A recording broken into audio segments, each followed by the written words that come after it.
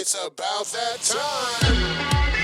Hello, city viewers. How are you? Jock Williams here with another segment coming at you. We're so glad to bring you our new segment entitled InnerViews, which will give you an in-depth look at some of the leaders and people in our community that are really making it happen. And I'm so glad to be able to bring you today's conversation with the city clerk of Torrington, Miss Carol Anderson. Carol, how are you this morning? Good. Thank you, Jack. No problem. Thank you so much for taking. Now, I always thank people for taking time out of their schedules to talk with us, but this is a little different because you're literally taking time out of your schedule to speak with us. Yep. But hopefully this will be an indication to our viewers as to how very important you feel that this is, and clearing up some issues so that they can make better decisions in the future in regards to selecting our future leaders. But Carol, before we get into the substance of our conversation, I want you to talk a little bit to our viewers about yourself and how you came into this position. And I know personally how much you love your job. But can you share those sentiments with our viewers? Sure. When I started working for the city in 2001, right away I knew the city clerk's office. They're always so happy there. That was where I wanted to transfer. I wanted to get into that office. It's the heart of City Hall. And by 2006, I was able to transfer into the city clerk's office.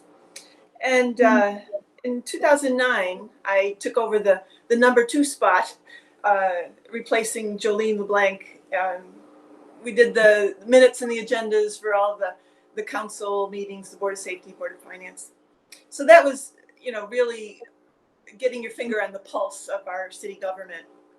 And then when Joe Quatero retired, I ran for the office 2.5 years ago, and I knocked on 1,200 doors and managed to get myself elected. So 2.5 years later, here I am.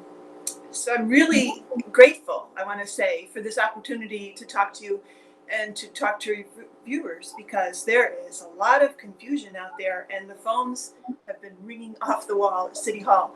So hopefully we can answer some of those questions today. Absolutely. Now, Carol, the reason why we're having this discussion primarily is to, just as you alluded to, clear up some of the confusion out there in regards to this year's elections. The primary is coming up in a few weeks here, and then we have the general election coming up, obviously, in November. Could you give us a little clarity in regards to how the ballots are being disseminated, and once they are in people's possessions, what should be their plan of action from there? Okay. Could I backtrack a little bit and tell you how it came about? Absolutely. It started in weekly and biweekly phone calls with Secretary of State Denise Merrill and all the registrars of voters throughout the state and all the town clerks. We got on these massive phone calls and we hashed it out how to make an election work in a pandemic.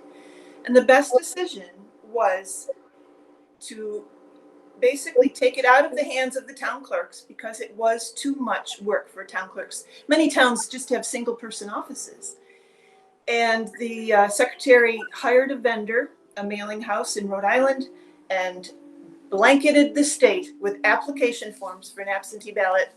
It looks like this. Every registered Democrat, every registered Republican got this application form. So now, instead of people calling us and asking us for an application form for an absentee ballot, they're calling and saying, what is this and why did I get it? So it is for the primary. That's our first answer to many questions. It's for the primary on August 11th, like you said. It is not for November. This is to choose which candidates we want on our November ballot. You're going to vote for Joe Biden, Bernie Sanders, Tulsi Gabbard on the Democratic side, because Bernie Sanders and Tulsi Gabbard did not withdraw their names. So we have to have a primary for them. Now, on the Republican side, we have Rocky De La Fuente, who did not withdraw his name, and Donald Trump. And then the first congressional district, also, those Republicans will vote for Mary Fay or Jim Griffin. So that's what's happening for August. So that's what this form is for. Those who want to fill it out and send it in to us, we'll put it into the system. What's nice is it's got a nice little barcode. We just got to beep it in with a barcode scanner, and a whole chunk of our work is done.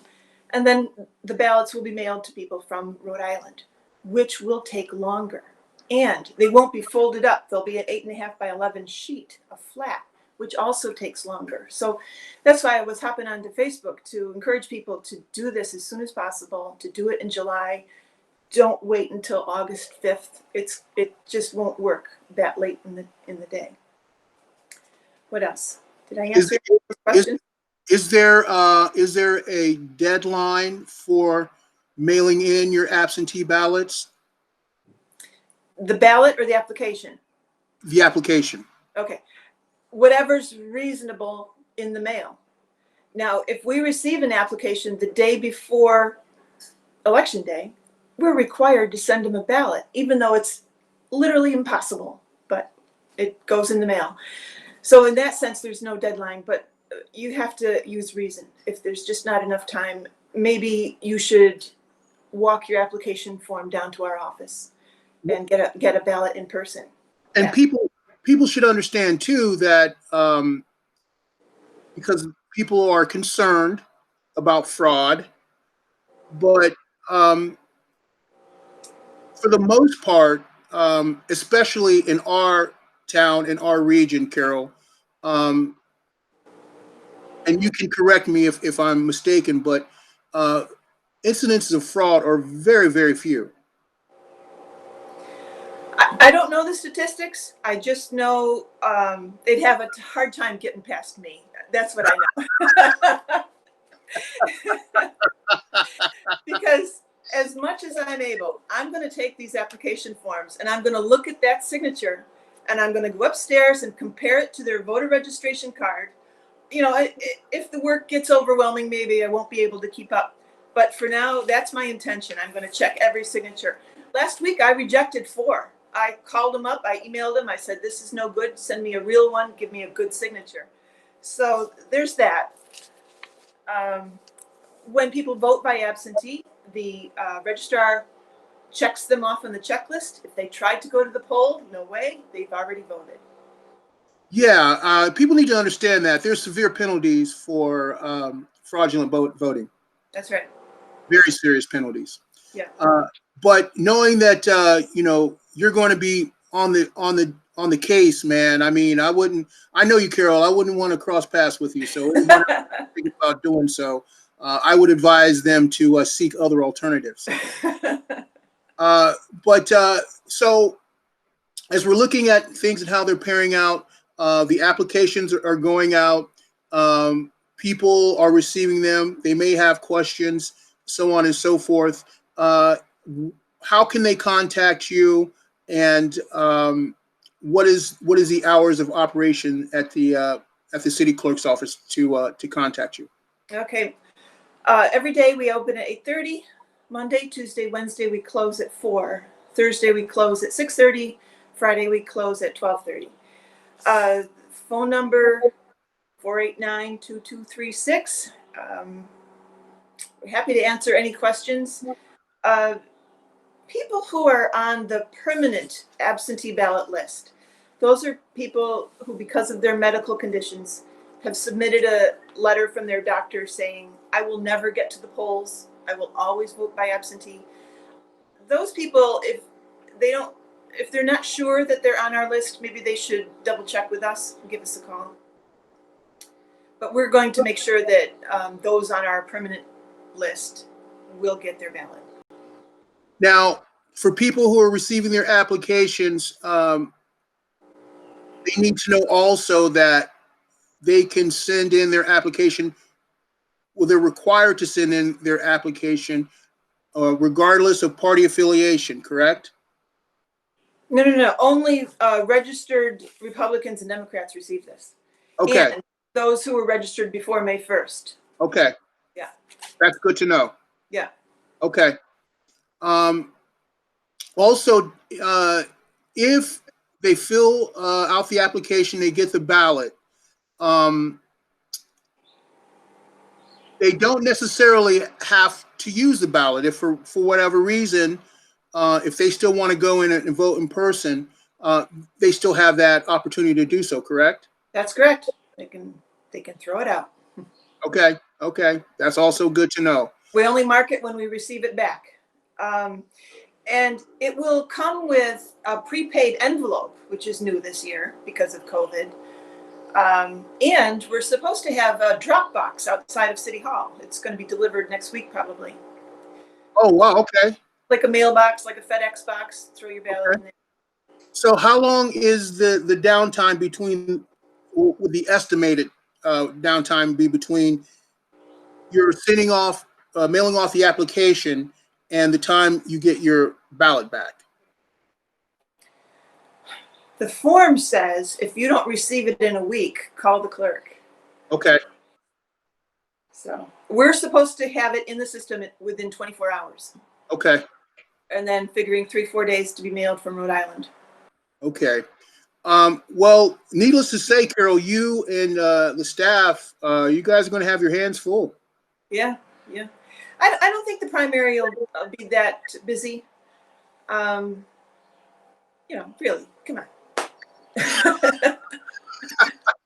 Who's Rocky Delafonte? I don't know. Yeah. To that point, that's a good segue for us to the polls. We kind of expect a low turnout. You're not going to be exposed to a crowd there. I don't think. All the polls will be opened. I don't think there'll be lines. Everything will be marked for social distancing. The poll workers will all wear masks. They'll be behind a plastic shield. There'll be hand sanitizer. Things will be disinfected. The registrars thought, they tried to think of every detail, right down to the pens, single-use pens. You use your pen, you put it aside. So I really think the polls will be safe as well. So. Well, Carol, I have to commend you after this conversation. I, for one, feel much better about the value of our vote and our election processes here in the city of Torrington. And thanks to the leadership of you and others in City Hall to make sure that our processes are done with integrity. Okay. I think people should feel pretty good about that. And whatever the outcome is, people can rest assured that it's probably an outcome that truly encapsulates the mindset of the public. Okay. Thank you. No problem, Carol. We could go on all day talking about this. Yeah. So you got a few more days left to enjoy your vacation. And I want to send my best to you and your family and wish you a happy 4th of July weekend. Thank you, Jacques. You too. Ladies and gentlemen, Carol Anderson, the city clerk, doing her best to make sure that everything turns out right for these elections. So rest assured, if you have any questions, please don't hesitate to visit City Hall and to the city clerk's office, and they'll be more than happy to take care of your concerns. So once again, thank you, Carol. City Views.